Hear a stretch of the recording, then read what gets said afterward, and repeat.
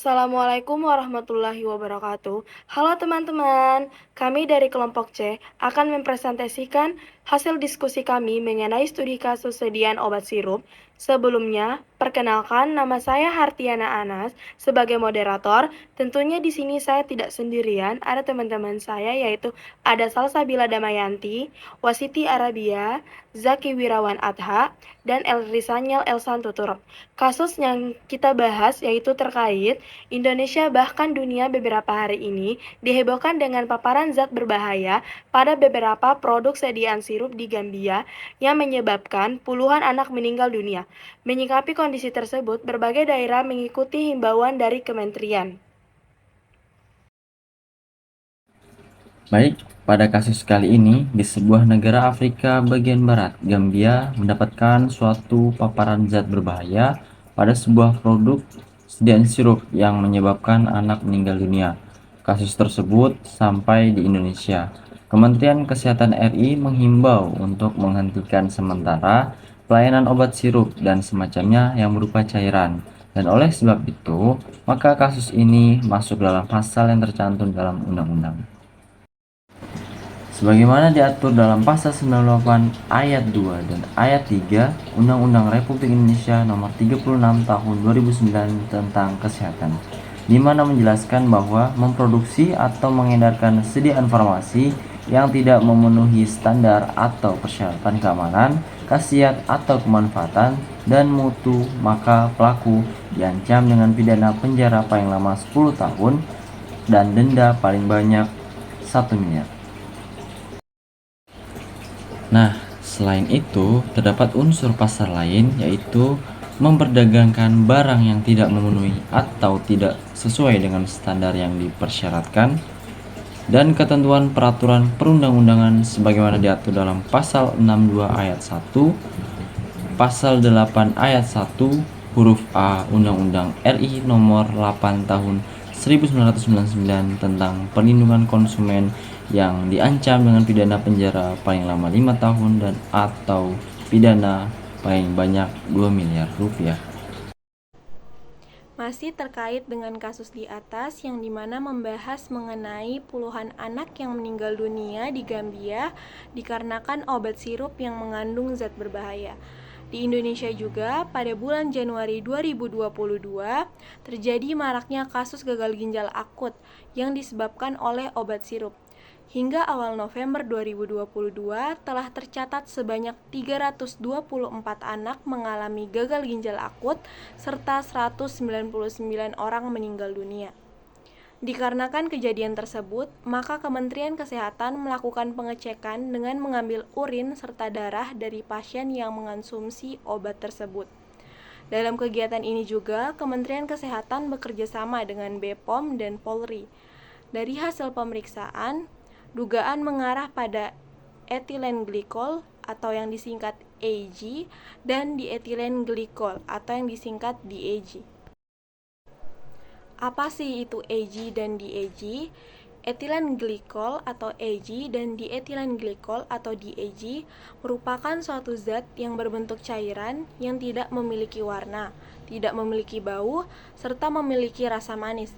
Zat ini paling sering digunakan sebagai zat anti beku atau anti-freeze pada mesin kendaraan, serta zat ini juga digunakan sebagai pelarut pada industri tekstil dan produk-produk rumah tangga.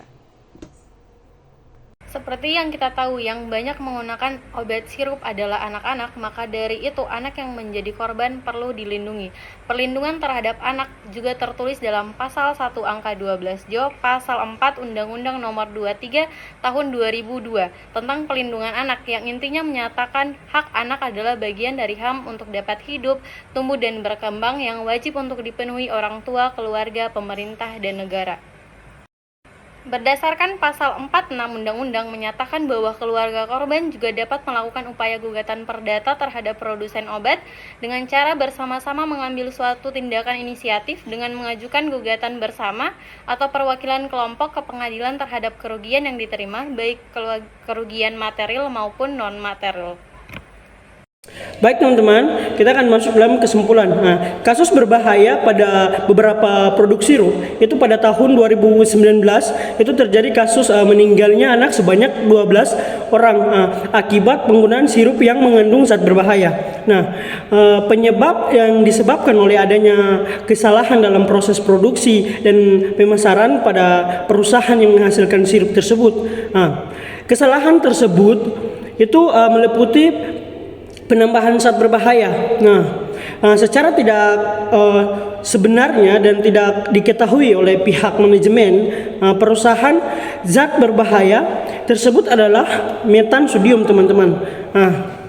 Yang digunakan sebagai bahan pengganti gula dalam produksi sirup. Metan sodium merupakan zat berbahaya karena dapat menyebabkan gangguan sistem saraf dan otak, teman-teman.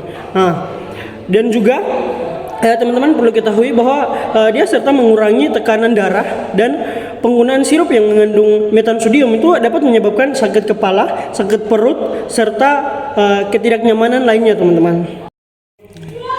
Pada kasus ini, perusahaan menghasilkan sirup tersebut itu melanggar pasal 134 Undang-Undang Dasar tahun 1945 tentang kesehatan masyarakat, dan juga pada pasal 135 Undang-Undang Dasar 1945 itu tentang keselamatan obat dan makanan.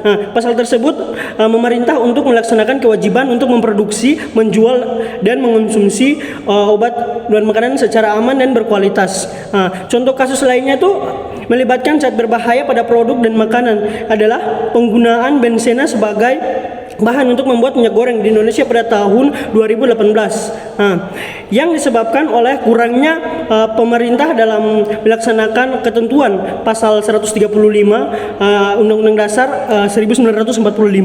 Itu benzena merupakan zat berbahaya karena dapat menyebabkan kanker jika dia disorpkan secara langsung atau melalui udara. Penggunaan formaldehyde atau sebagai bahan untuk membuat kertas di Indonesia pada tahun 2019 itu disebabkan oleh kurangnya pemerintah melaksanakan ketentuan pasal yang tadi saya sudah bilang tadi, 135 Undang-Undang Dasar 1945. Formaldehyde itu merupakan zat berbahaya karena dapat menyebabkan gangguan sistem saraf dan otak serta mengurangi tekanan darah, teman-teman. Penggunaan asbestos atau sebagai bahan untuk membuat bahan bangunan di Indonesia itu pada tahun-tahun lalu itu yang disebabkan oleh kurangnya pemerintah dalam melaksanakan ketentuan, kembali lagi saya bilang, ketentuan pasal 135 yang Undang-Undang Dasar 1945. Asbestos merupakan zat berbahaya karena dapat menyebabkan asbestos ini dapat menyebabkan penyakit paru-paru, teman-teman, dan juga mestolioma atau penyakit paru-paru yang sangat serius, teman-teman. Baik teman-teman, jadi kesimpulan itu adalah penting untuk pihak manajemen perusahaan untuk melaksanakan kewajibannya dalam melaksanakan pasal 134 Undang-Undang Dasar 1945 tentang menjual, mengonsumsi, dan juga obat dan makanan secara aman, berkualitas. Pihak manajemen perusahaan juga harus melaksanakan prosedur pelaporan kepada Badan Pengawas Obat dan Makanan atau BPOM setiap 3 bulan sebagai upaya untuk menjamin kualitas obat dan makanan yang diperoleh oleh masyarakat. Terima kasih teman-teman. Waktu saya kembalikan. Baik, itu saja yang dapat kami sampaikan. Kurang dan lebihnya mohon dimaafkan. Wabillahi taufiq wal hidayah. Wassalamualaikum warahmatullahi wabarakatuh.